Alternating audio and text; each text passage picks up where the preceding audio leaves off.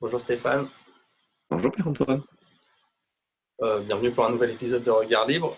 Aujourd'hui, on va parler de la France insoumise et de euh, Dany Simonet qui refuse. Donc, c'était une vieille nouvelle, mais en fait, je l'ai retrouvée cette nouvelle parce qu'actuellement, il y a le débat pour la mairie de Paris et voilà, elle était Le, intervenue et vas-y.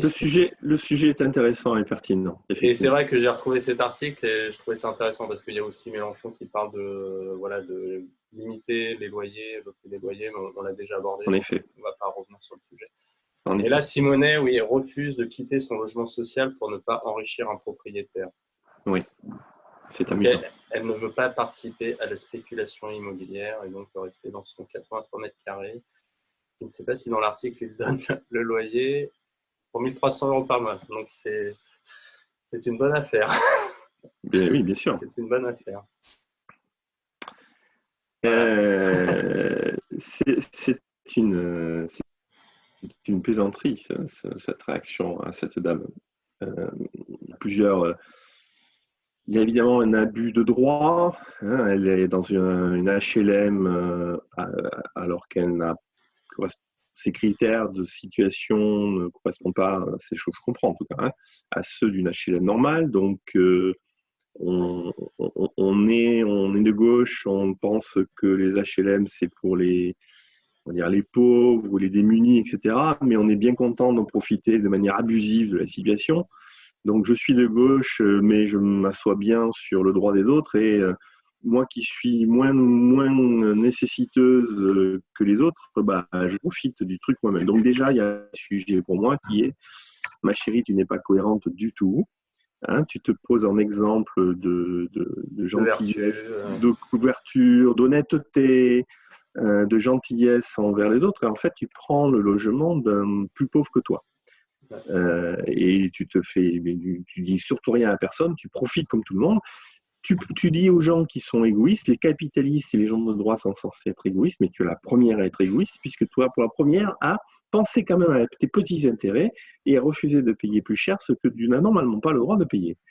Donc ça, c'est le premier point, hein, qu'il faut bien dire. Mais c'est assez classique avec les gens de gauche, hein, c'est les premiers à être égoïstes sans vouloir le reconnaître. Bon. Souvent, moi, j'ai l'impression qu'en fait, les gens de gauche font une projection de leur propre vie sur les gens de droite. Ils pensent que tout le monde réagit comme C'est un ça. très bon point, c'est vrai ça. C'est qu'ils C'est un... pensent que voilà, tout cet aspect, les jeux à somme nulle, le fait qu'on exploite les autres, ils l'attribuent à tout le monde, alors que en fait, quand on voit C'est vrai, dans les faits, c'est eux qui le font et ils pensent que tout c'est le monde très fait très pareil que eux. vrai.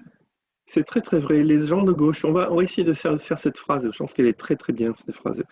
Elle consiste à dire les gens de gauche connaissent leur propre turpitude et Ouais. imaginent que leurs propres turpitudes, qui sont incohérentes avec ce qu'ils revendiquent, sont en fait celles des gens de droite. Donc autrement dit, ils imaginent que les gens de droite sont aussi mauvais que eux peuvent l'être. Ouais. Alors qu'en général, c'est un très très bon point, ça, Pierre-Antoine, je te remercie. Non, non, non. Plaisir. En général, les gens de droite sont des gens simples. En tout cas, beaucoup. Il y a des gens, mais en général, les gens de droite sont plutôt simples, alors que les gens de gauche sont des frustrés, jaloux, incohérents et qui croient que tout le monde est comme eux. C'est un très bon point. Mais après, revenons sur Ouais, cette sur dame. Le Simonet. deuxième point, elle dit, je ne veux pas enrichir un propriétaire. Traduire, aujourd'hui, mon point de vue économique, c'est amusant, si tu veux. C'est l'argent que je donne à cet office-là n'enrichit apparemment pas l'office, apparemment, bon. Mais par contre, si je devais donner une somme comparable ou même supérieure d'ailleurs à quelqu'un d'autre, alors j'enrichirais cette personne.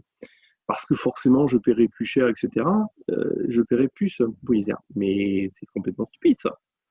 C'est complètement stupide. Elle a le principe d'un loyer, a priori, normalement, dans un marché normal, elle accepterait de payer. Bon, c'est qu'elle paye pour un service qui lui est rendu. Le service, c'est elle a un appartement qui lui est mis à disposition, dont elle profite, etc.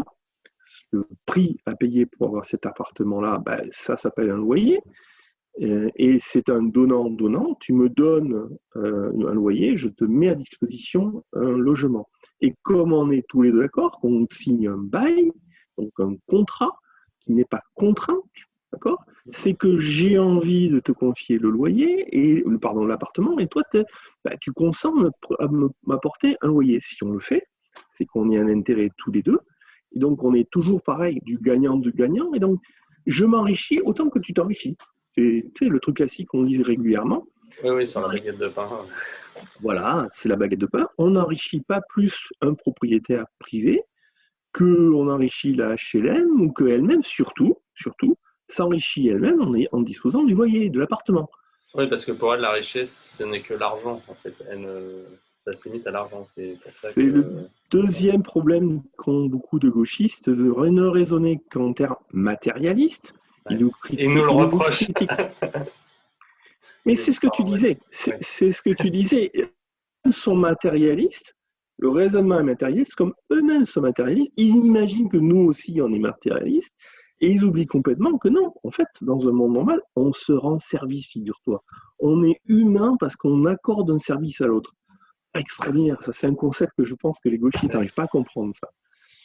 Normal, les gauchistes, ils raisonnent en rapport de force. Donc, pour eux, il y a les méchants d'un côté, l'autre. C'est toute une psychologie qui est à revoir, quoi. Donc, effectivement, elle croit qu'elle va enrichir un propriétaire, mais elle oublie qu'elle va s'enrichir elle aussi. Elle va avoir un logement à Paris. Ouais. Mais voilà. Ben, je crois qu'il y a ça. Il y a ton point sur gauche et droite, l'esprit gauche, l'esprit droite est un très bon point. Il y a je fraude. Je dis que je suis pour les pauvres, mais je n'ai pas peur de frauder et de voler la place à un pauvre et de prendre sa place. Deuxième. Troisième, c'est je me trompe complètement du point de vue économique. Je crois que je vais enrichir un propriétaire. Mais par contre, ça ne pose pas le problème d'enrichir un office HLM, un peu n'importe quoi. Et puis, elle n'a pas peur elle croit qu'en plus, elle est dans son bon droit, si tu veux. Elle n'a pas peur de passer devant le journaliste, de faire un article, de s'exhiber comme si elle était représentative d'un comportement complètement aberrant. Et c'est bizarre qu'il n'y ait personne qui lui fasse remarquer. Ouais. Ça, on attend que les journalistes fassent remarquer ce genre de choses. Politique, je pense qu'on va attendre. Voilà ce que ça m'évoque rapidement. Alors effectivement, il y avait aussi le point, pour l'évoquer, l'article qui était celui de Jean-Luc Mélenchon, qui propose tout un tas de nouvelles lois et de contrôle des loyers en général. C'est un problème classique. Tout contrôle des loyers se traduit par une raréfaction ou une baisse de qualité des appartements. Voilà, il y a des fous et des fous d'articles qui ont été écrits là-dessus. Je pourrais citer un article par Walter Block qui a écrit même un ouvrage sur le sujet. Ça s'explique assez facilement, on ne va pas le détailler ici, mais c'est l'autre erreur économique qu'ils ne comprennent pas. C'est plus on réglemente les loyers, plus on raréfie l'offre de logement. Et donc, en fait, contrairement à ce que ce monsieur croit, si on veut aider les gens, notamment les pauvres, à avoir accès à des loyers abordables, il ne faut pas réglementer les loyers et au contraire, il faut libéraliser le marché de l'immobilier. Ça fera baisser les prix et ça augmentera la qualité. Ouais, il veut aussi, j'avais pas vu ça, il veut aussi interdire les expulsions sans relogement. Mais c'est encore pire parce que si moi je suis propriétaire et que je sais que ce genre de choses arrive, je vais refuser tous les gens pour lesquels j'ai le moindre doute qui vont être dans une situation où je ne pourrais pas les mettre dehors.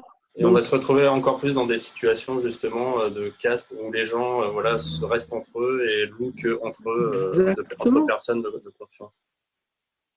Exactement. C'est-à-dire que si on cherche à donner accès aux pauvres logement, c'est certainement pas ce qu'il faut faire. Au contraire, tous les gens vont se méfier de tous ceux qui ne peuvent pas payer ou qui pourraient ne pas payer. C'est exactement le contraire de ce qu'il faut faire. Ok, très bien. Bon, merci Stéphane. Je vous en prie. À bientôt.